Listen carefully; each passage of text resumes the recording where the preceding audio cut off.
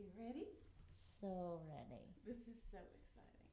Yay. This is like, usually you dread going to do a podcast. You're like, oh, I gotta go do that fucking podcast tonight. Tonight, I was just like, yeah, I'm getting a massage at 7. Count it down. That's funny because people are like, who would turn that down? And I'm all, more than you would think. Well, it's just hard to get anybody to do a podcast today. It's nice to have a little bonus. Plus, last time I got a massage, I was like, you know what would make this better? If I could be interviewed during it. No, it's could not be recorded. ideal, but we'll see. So you do get massages? Oh, yeah.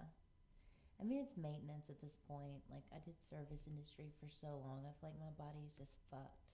See, I never did service industry. Yeah, I never did retail either. I can't do it any longer. I can't do it just because the physical side of it. Like, the last serving job I had, I felt like it was a fucking CrossFit session every single shift. I was just like, all right, Mama takes too many bong hits to run around this Chili's. You know what I'm saying? Like, Right. I don't have the lung capacity for that kind of work anymore. Well, I mean, I work here in the kitchen now 1 day a week. I didn't know that. Yeah. I just run the food. That's all I do. That's why the chicken tenders are so good. Yeah. Wow. I'm that person that's like, here, I don't know what else to do. And then they're like, can I order from you? I'm like, oh no, I'm not allowed to talk to anyone. I'm allowed to give you food and run away. Is that a rule here? Yeah, the food runner. They're like, you can run a podcast in the basement and massage the comics, but don't talk to people when you give them their chicken dinners. Well, that's what I tell them. I'm like, I can't talk to you. But the worst is, I realize like how bad my white guilt is. Mm-hmm. Because when people order, we just get the table. Yeah. We don't know who at the table ordered. Right. So every time I have to go take chicken wings to a table, I will ask all the white people first. Right. Because I'm like, oh, please say yes. You're like really trying to be Yeah, I'm like, PC. did you order the chicken wings? They're like, no. I'm like, did you order the chicken? I'm like, Oh. Okay, so introduce yourself. This is, okay. Hi, I'm Carlisle. I don't know why I said this is, like, I'm speaking in the third person. Carlisle Forrester, and didn't know I was going to be topless tonight. Joy left that out, but hey, wouldn't be the first time, you know what I'm saying? Oops, didn't you always want to be topless at the comedy Wouldn't store? be in the first time that was in the subtext, no. Never down here. I used to do my podcast down here. What is your podcast? The Two Girls, One Guy podcast. We did it down here. But as you were speaking of earlier, it's very hard to get people to not cancel on you. Sure. Well, we had a time slot that was at like midnight or something too, so it was just kind of like whoever we could get, drunk and lure down here. But yeah, we don't do it any longer. No, so you do. Those episodes are still available, though, if anybody wants to. Now, do you do any podcast now, or are you just done? Well, just the U Up podcast. That's like the best of the week from U Up with Nikki Glazer on Sirius XM. Oh, okay. Which is a show that I appear on. Oh my God, it feels so good.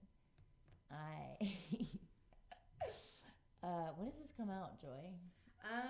You'll come out in 3 weeks. This is gonna plug some date. Oh well, never mind. It's before 3 weeks. Whenever they're in LA, I'm on that show, and then whenever on Fridays, I think it drops, and then it has like the clips from. Oh my God, you're just a miracle worker. Like how can people finish their sentences?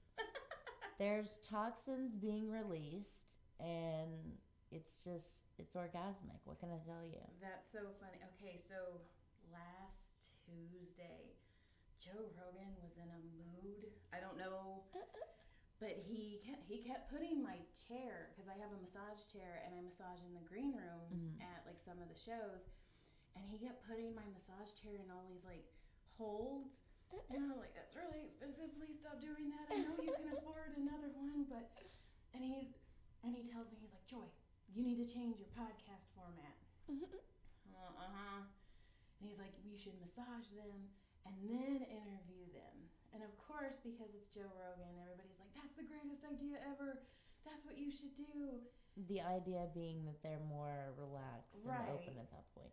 But they're also be like groggy and just ready to go home. Right. And when I told him, and like one of my friends was like, you're arguing with him. I'm, well, no, I'm just making my point.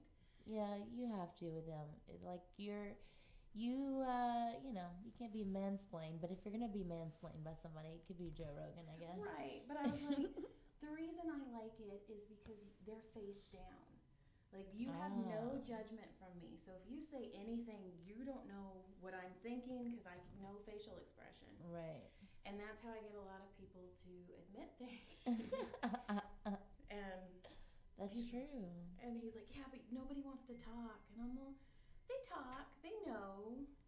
I'm pretty, like, open book anyway without, like, you don't have to push too hard to get me to admit things. But, oh my God, that knot. Can you feel that? I do. This is like, it's a ball of just stress. Normally it's the opposite with me, where like I'm too much of an open book, and you're like, all right, shut up, we gotta wrap this bad boy up.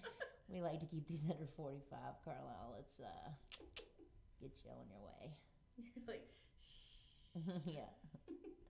Yeah.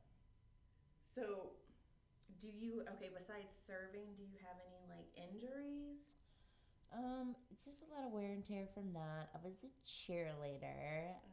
I was color guard. Okay. Oh my gosh, so not the same thing. I was the fat chick. I was the band. Actually, I was skinny in high school. Aww. High school. Glory days. Right. Don't let them pass you by. Glory days. I blossomed into mine later. I was opposite. I was fat in high school because Mississippi, we have something called being corn-fed. And that was me. But what were we talking about? Oh, yeah, cheerleading injuries. So I was a big bad base. I had, like, really strong arms and back, so I feel like I have tightness up here from that. Yes, always. You do. And people are always telling me, like, what do you do for your back? What do you do for your arms? I really don't do anything. It's just years and years of, like, carrying trays, I guess. Just so not even like a foam roller when you're working out or anything? What do you mean? Like, they have the foam rollers that you can roll your back on that I feel would help you. I should do that. You really should. And I've been really bad about getting to yoga lately. And also, like, for these areas, like, your trigger point's right here. Mm-hmm. And then you have another one somewhere here. I'll have to find it.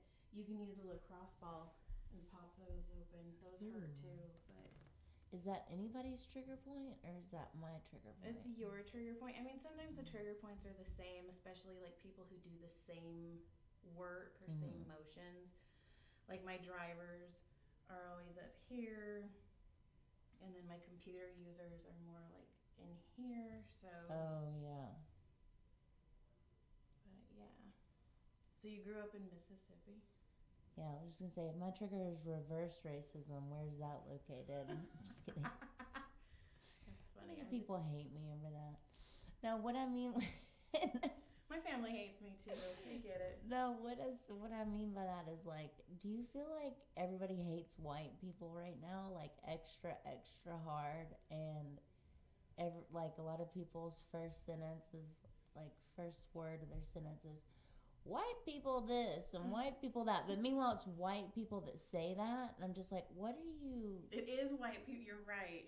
Why are you tweeting that? You know what I mean? Like, Uh-huh. It's just like, I don't get the self-hatred that's come. I mean, I understand, and it's bad, and that's why I make the joke that, like, I'm from Mississippi, so, you know, I apologize to all the non-whites in the room, and I start my sets that way, right. You know, but that's just the way I'm combating it. No, but, like, there's a lot of I don't know if it's white guilt or. That's funny because I tweeted today. You're like, I actually started my tweet with white people. But I did. What did I say? I said something along. I swear I was talking about you. I'm all like, you follow me? Oh, what? It says, mouths are cleaner than humans is what white people say to make them feel less nasty when they lick them in the face. It's very true. I mean, that's just facts. And it was after my dog was licking me on the face, and I was like, I'm nasty. Yeah, and do you know that if your dog comes in your face, that's cleaner than your boyfriend's There cum. you go. And nobody is saying that fact. And you can't get pregnant. So. Yes. Well, on your face, you can't get pregnant anyway. Not anytime. We had a neighbor once, and he was like, oh my God.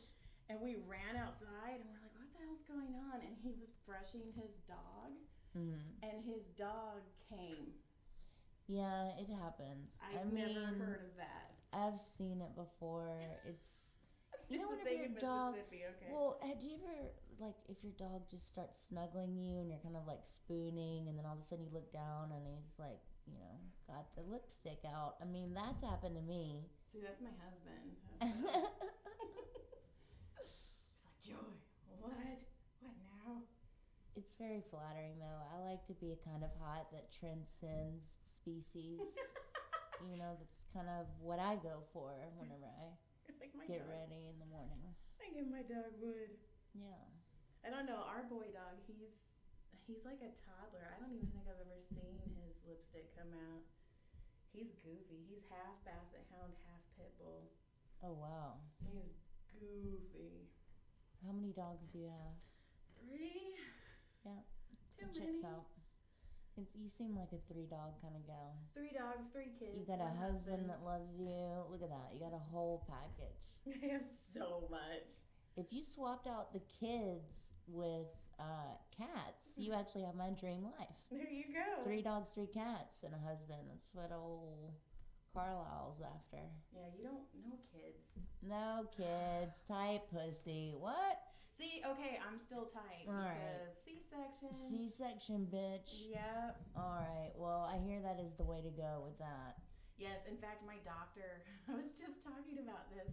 My doctor was like, oh, it's immaculate down here. You can tell you had a C-section. Mm-hmm. And I go, yeah, you could eat off of it. And John's all, you just told your doctor to eat you out.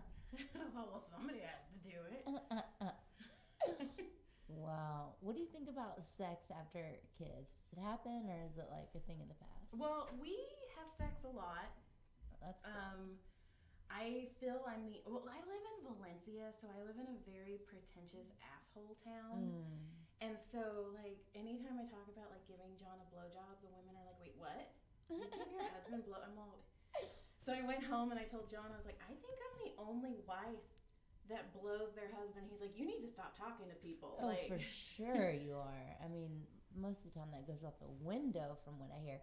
But where are you telling these women this? Like, are you just When I sitting around massage them. Valencia? Okay. I'm picturing just like out at Steinmart, like at the coffee bar. I don't know. well, you know how it is. Like, almost every conversation that starts with a woman when I'm first massaging them is, my husband tries to, and I'm all, and then 5 minutes later, there's a dick inside you. And they're like, yes, exactly. Yep. And then I'm Or like, it lasts 2 seconds. right. My hands are tired. A boyfriend, unless I constantly say, like, keep doing that, it feels good, keep doing that, he'll stop. It's like a 2-minute get it while you can get it thing.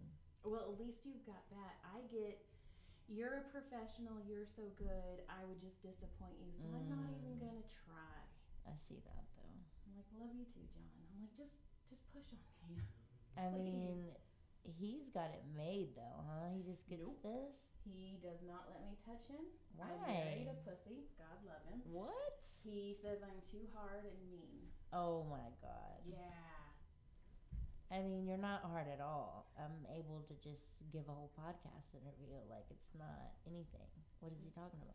Well, I mean, I do go deeper, but I mean... You're like, I take out my aggression on him. It's going to be a little different. It's a little different. I haven't pulled my elbow out on you yet. But... This is for the second kid's birth. Right. 36 hours, no push present. Fuck you. For me having to deal with your crazy ex-wife. Oh, you got baby mama drama. Oh my God. My oldest is my stepson. And Oh. whoo. Bonus kid. Yeah. I mean, So just that woman has to be in your life for the rest of your life. we have not seen. Okay, so she disappeared 2 weeks before his 6th grade graduation. Showed up at his high school graduation last year, and we haven't seen her since. That's interesting. Yeah, she has a bunch of other kids somewhere. My poor kid has brothers and sisters that we have no idea about. But he's very angry at his mom, so he'll call his brothers, like I hate saying this, my kids, because he's mine too. Yeah. But he'll call my kids his brothers, and then his mom's kids his mom's kids. He's like, yeah, my mom's kids. Yeah, that makes sense. But we raised them. We're like, these are your brothers. They're not your half brothers. Like, these are yours. Yeah, your family is who you choose at the end of the day. Yes. I just got really relaxed. I'm sorry if that was a lull in the entertainment, but had no good retort for that other than a nice long Good breath. yawn. Yeah. Okay, so how did you get out of Mississippi?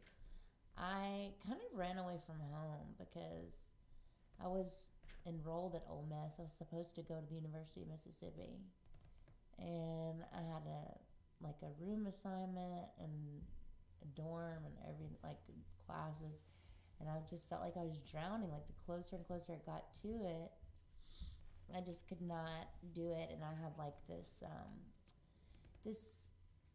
interesting like summer job where I had come out to Riverside, California, incidentally. Sunny Riverside. Nice. You know, where every high school senior is dreaming to go right after graduation.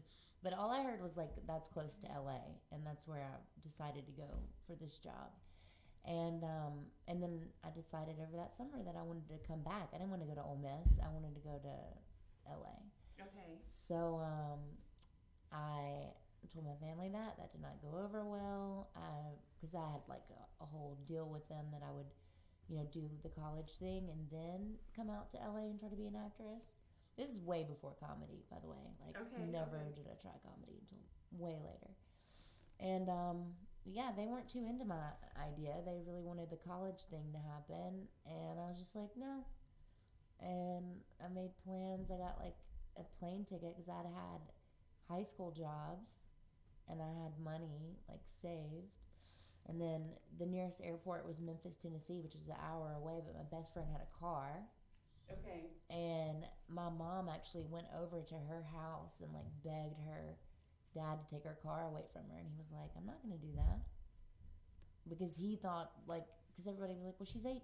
Like, if she wants to go. Right.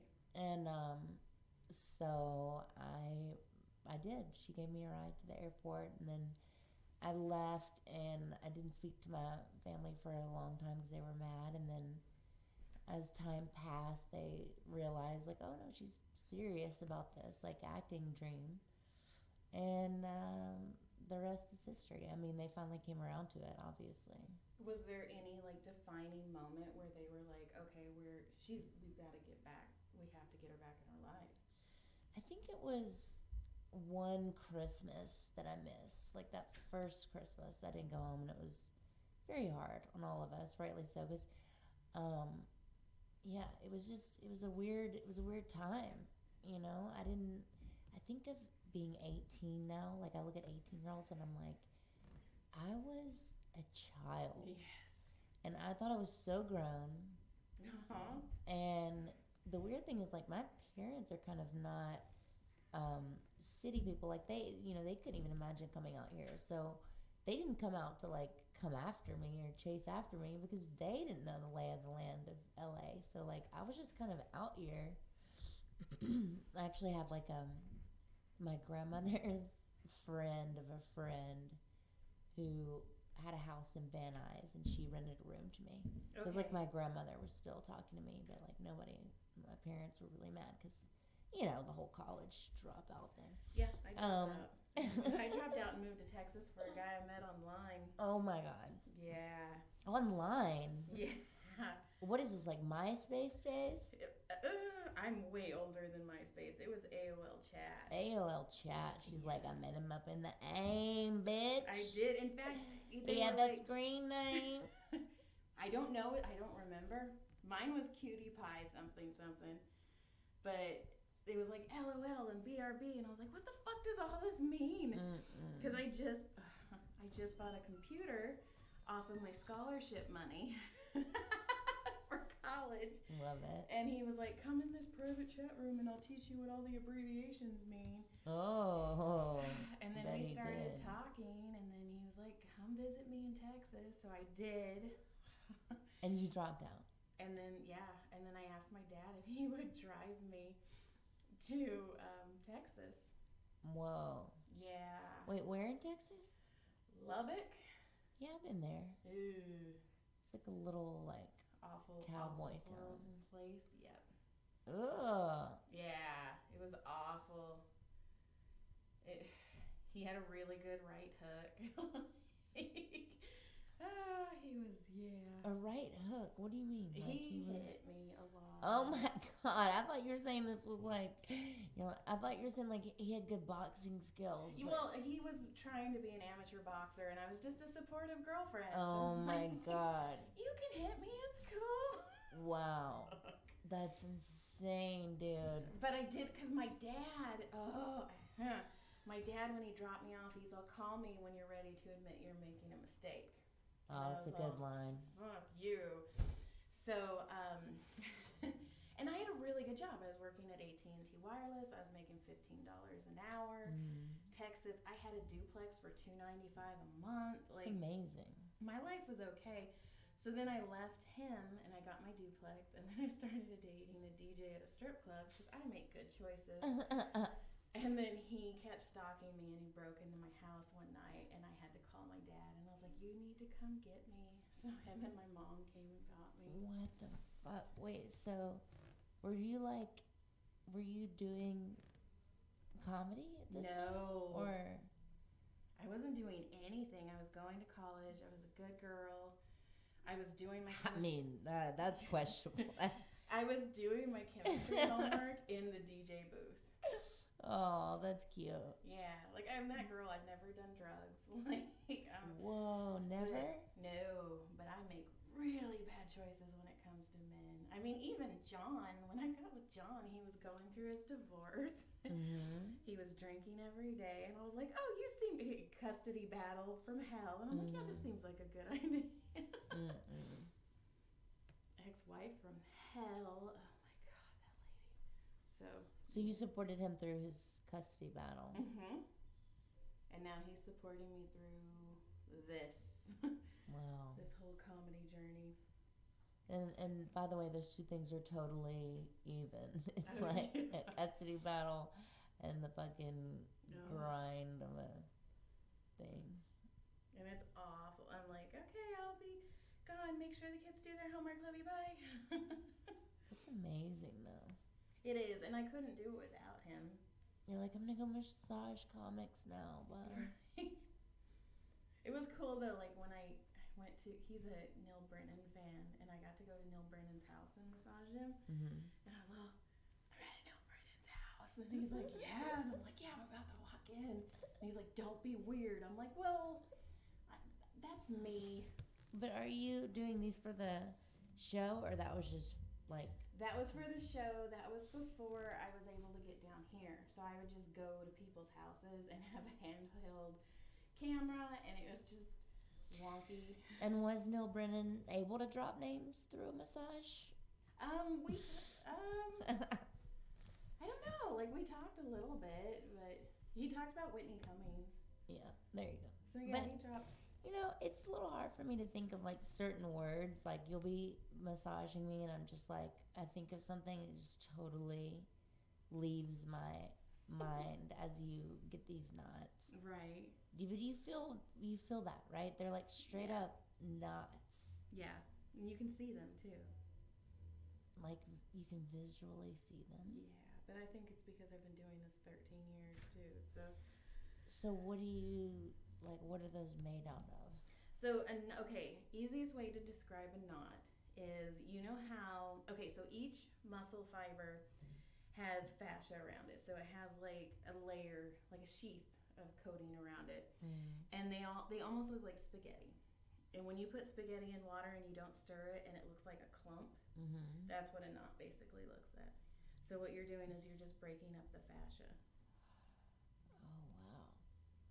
So you can just break it up and it just dissipates and goes just into the body? It does, but a lot of people are like, how do I get rid of these knots? And I'm like, well, stop living. Like, they just come. Because, yeah, your knots are basically there to protect your body. So you're doing something repetitively and your body just kind of bunches up.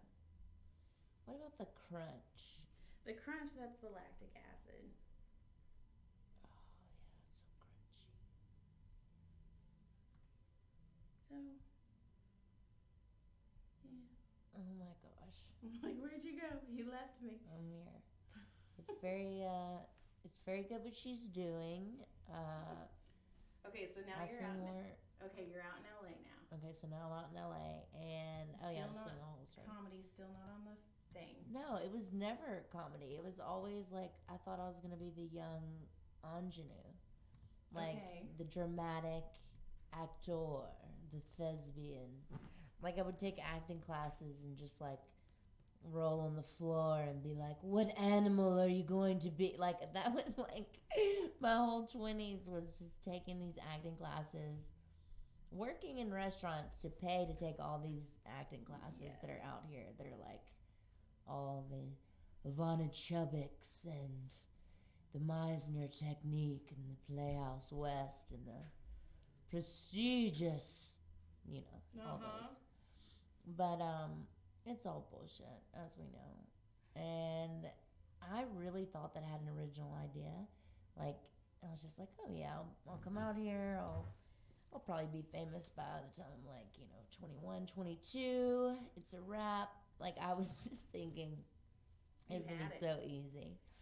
And, I wish I could show you what I looked like back then, too. Like, it's hilarious. It was just so not LA. It was just like corn-fed Mississippi girl. Like, oh yeah, this girl's gonna be in a movie tomorrow. Like, what? No, this is pre-veneers, Carlisle. Okay, this is what we like to call Mississippi mouth. All right. Did you come here as Carlisle? Did you like that? Yeah, Carlisle is my mom's maiden name. Right. It's a family name. But yeah. So I was very quickly disenchanted by the fact that every girl that won most beautiful in her high school comes out here to be an actress, and there's about 1,500 of you every month to get off the bus. So there was that, and I was out here for a good long time just doing that, and then I actually left. I'm fast forwarding a lot, but like I had acting jobs. It's not that I didn't get any acting jobs. I've never gotten big TV credits that you'd know me from, but I've done a lot of like independent film. Okay. And kind of the pinnacle of what I did was during the writer's strike, some friends and I actually produced our own short film because there was a big writer's strike in Los Angeles and there was no work for 11 months. And during that time I was also doing bottle service. I was in the club, like, making $1,500 a night. Holy shit. Yeah. I was working at this insane nightclub called Ladue in LA. And I was like, why don't we just take this money and make our own thing? Since we have nothing to do as actors. Like, my one friend's a writer. My one friend wants to be a director. I'm an actress. I'm like, let's do it ourselves. And this was in 2010, I think. Okay. So a long time ago now. But we got into the Cannes Independent Film Festival. Really? Yeah, and we got to go to France, and it was a big lesson for me that, like, you can't really wait to be cast and shit. Like, you just got to make your own. This was at the height of, this is like the beginning of, where it is now, where it's just like doing what you're doing now, Joy, like making your own content, just making your own show, making your shit happen. And that was kind of the first realization of that. And then after that, I was like, all right, well, I've done LA. I did it. I did a movie that got into Cannes, and I'm out for a little bit because I hated where I was at financially and all these other things. And you were talking about Texas earlier. I actually went to Austin. Okay. Austin's Austin is way better than Lubbock. Yeah. I was just being pulled there because I have always thought it was a cool place. And it is a cool place to visit. But after living in Los Angeles, when I went back to Austin, I was then trying to be an actress there because there was like a little bit of a film industry booming. And I was like, I'll go here and be a big fish in a small pond. But there really wasn't enough work there. It was still just all being cast out in LA. Uh-huh. And so I felt really trapped. And then to top it off, you make $2.11 at that time an hour as a waitress in Texas. Because if you're a tipped employee, you didn't even make, like, it was like $2.11. Uh-huh. And so I just kind of financially bottomed out and couldn't afford to live. And then I, from that point, got a job, so random, in the oil and gas industry. Okay. I don't know if you saw any of that during your Lubbock days, but there's a lot of it in Texas, and there's a lot of money in it. It's what people from back home that I went to high school with do now. Okay. And really, like, the only way you can get into that work is by knowing somebody that does it. And you work for the oil and gas companies, and you make a stupid amount of money. And they hire young people to do it because you just travel. Like, they want people that don't have families, don't have, like, ties to anything, because you're just moving around the country, like, wherever they're drilling, basically. Uh-huh. It's kind of like being a comic, but this is before I was doing comedy. So I get this random job where I'm now making all this money, and I'm, like, you know, living in all these places all over the country, but, like, nowhere you want to live. Like, you know, like just, yeah, like Evansville, Indiana, like Carlisle, Illinois, Zanesville, Ohio. Just places where there's, like, a lot of open land where people are drilling. And so during that point, I became, like, pretty much suicidal and alcoholic. I'm also going back to work with, like, all the people that I kind of had run away from, you know, to, like, in the first place, to come out and leave, like, that way of thinking and that way of life. And then now all of a sudden I'm going back and I'm surrounded by that. And, like, the halls at my work were just kind of like the halls of high school all over again. And to top it all off, it's like, you're the girl that didn't go to college, that ran off to chase your dreams, and now you're coming back to, like, take our jobs. You know, because my one friend had got me the job, but then, like, a lot of other people didn't like me because they thought I was weird or whatever for, you know, whenever you're in Mississippi and you're like, hey, I'm going to go be an actress, people are like, she thinks she's all Hollywood. Right. Or whatever the fuck. And so I kind of had a negative experience doing that job, and, like, really just started drinking a lot. Because, like, you're making a lot of money, but you don't have anything to do. Right. You're living in a hotel. It's a nice hotel, but it's in a bumblefuck place. So, like, I remember one time I just drove to Columbus, Ohio, because I heard it was cool. It was, like, 2 hours away. I just drove there to, like, go to a yoga class and then turn around and go back and drive to, like, Zanesville, Ohio, to where I was, like, stationed or whatever, you know? Right. So, during that time, I started listening to stand-up, and it saved my life. It legit just saved me, and listening to podcasts made me feel like I had friends, like, you know, just listening. Yes. You feel like you're just talking to the funniest people in the world, and they're your friends. And then a lot of times on podcasts, people talk about how they got started, like what I'm doing right now. And people, you know, famous comics and stuff were talking about LA, and it was all stuff that I knew of from living out here the first time. But I was like, oh yeah, like, I never even went to the Comedy Store. What was that place? You know, like, I literally never even set foot in here. I lived here for many years. Isn't that so dumb? No, because you were on a different path. I was on a different path, and also I had no money ever, and I always worked at night. Right. So, like, I would never have, like, thought to go to a comedy show. I don't know. It's stupid. I really wish I would have found it sooner than I did, but yes, c'est la vie. You find things when you're supposed to find them. Oh my God, it feels so good, Joy. Yeah, you're tight over here. And so I decided to come back to LA for, like, kind of a part 2. Okay. That was strictly just, okay, I'm going to go back and I'm going to be a fucking comic. And that's whenever everything really started to happen. That's where the story deepens. Dun dun dun. Just like this massage. Just like your fingers Just and like my this shoulder. deep tissue massage. Oh my God. But yeah, I always say I've had like such a long story. Like it's a long 9 lives sort of journey.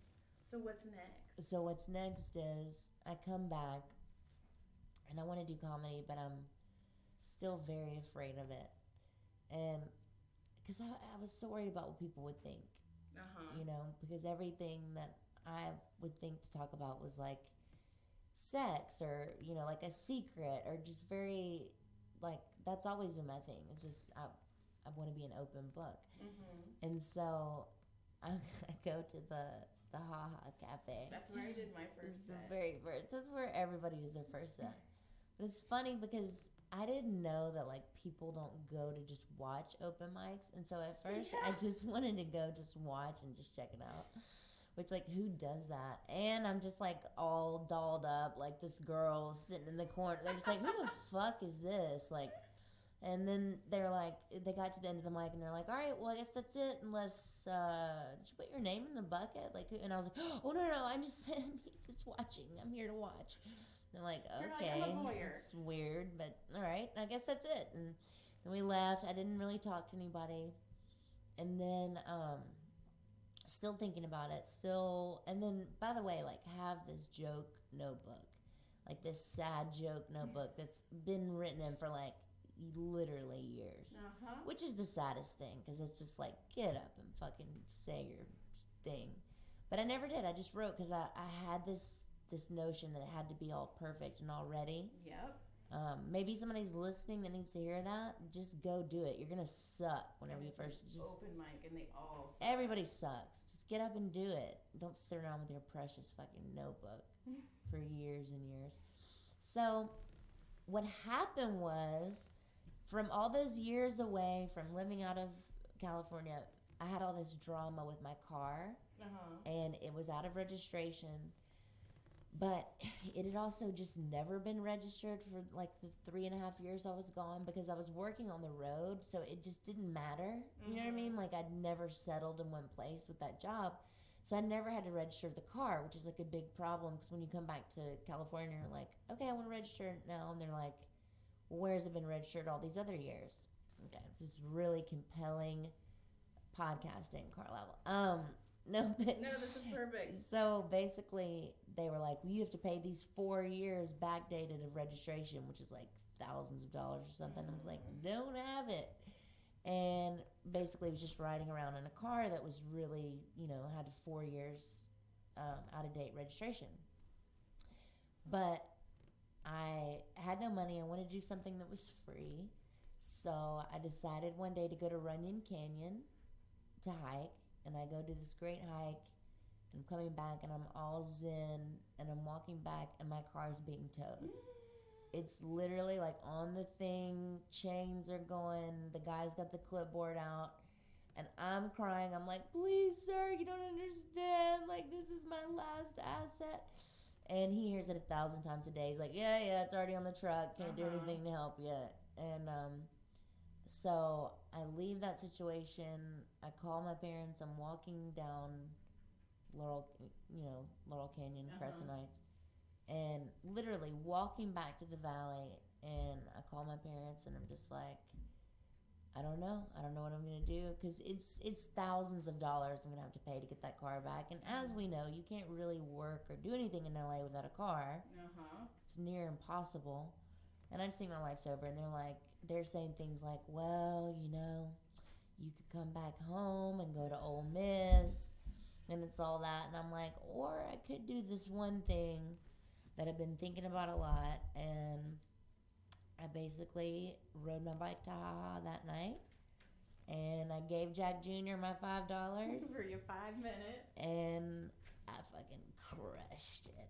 No, I mean, I did. I got laughs. I didn't tell anybody. I didn't do like the typical, it's my first time doing this bullshit. I did. And I was new to town, and so nobody knew the difference. But you said that? You said it was your first time? Yeah, I said this is my first time. It was also by my birth, because I was like, I'm going to do this for my birthday. Everybody does that. And I go, so I accept pity laughs. I'm all just like, you're going to accept the pity sex that you're going to get tonight. You know, it's just stupid. Yeah.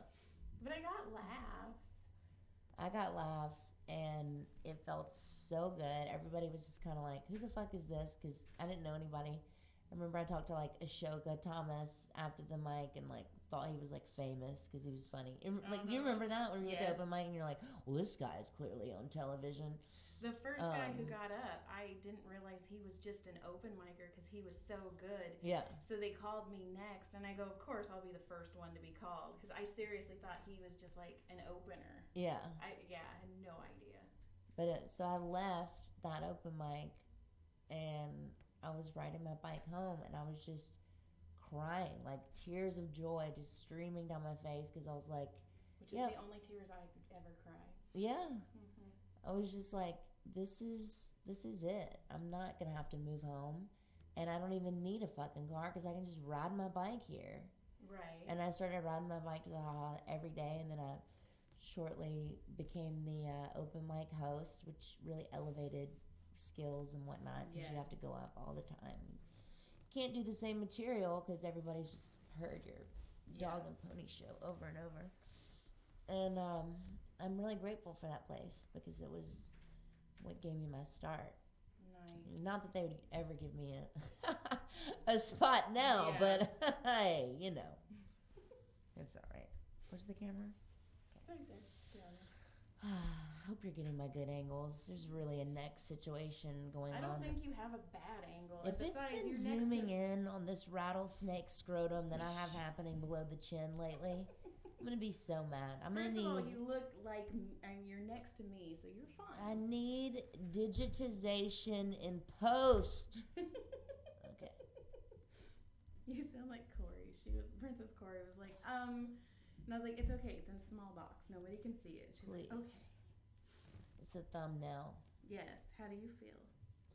I feel amazing. I mean, I would like an extra 2 minutes without the interview.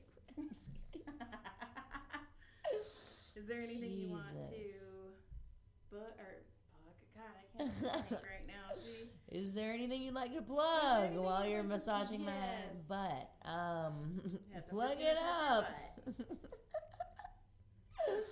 No, I was gonna say listen to Sirius XM this week, Comedy Central Radio, Channel 95. If you have a Sirius XM subscription or a rental car. Ooh. But I don't think this is gonna come out before. It's okay. But I'm on it all the time. I'll put it on Twitter. You'll see. Twitter, it sucks. Like, I have like 48,000 followers on Twitter. Jesus, I worked so hard, and then everybody's like, we're moving to Instagram, and I was like, well, fuck me. Wow. Like, you know how hard I worked for Jesus, I can't even break a thou on there. Well, I write romance books too, so I have that going. She's a jack of all trades, ladies and gentlemen. Too much. Romance books. Yeah. Oh my God, can I pitch you a story? Okay. Oh my God. 1970s. Okay. I was just listening to Josh Wolf on The Honeydew with Ryan Sickler. Mm-hmm. I want to write him and his wife's story. Oh, it's so sweet. I never They're the met her, sweetest couple. but I'm in love with her. Oh. She's really beautiful and really gracious and kind. Oh. I met them at Getting Dug with High one day. You're always like in between, and then you're walking out of the studio and they're walking in and you're like lit and you're like, what's up? Just being like so over talkative, like kind of like I am right now. No, it's perfect. Is that it? That's it. I'm so relaxed. Ooh, that's me. Hold on a minute. Okay.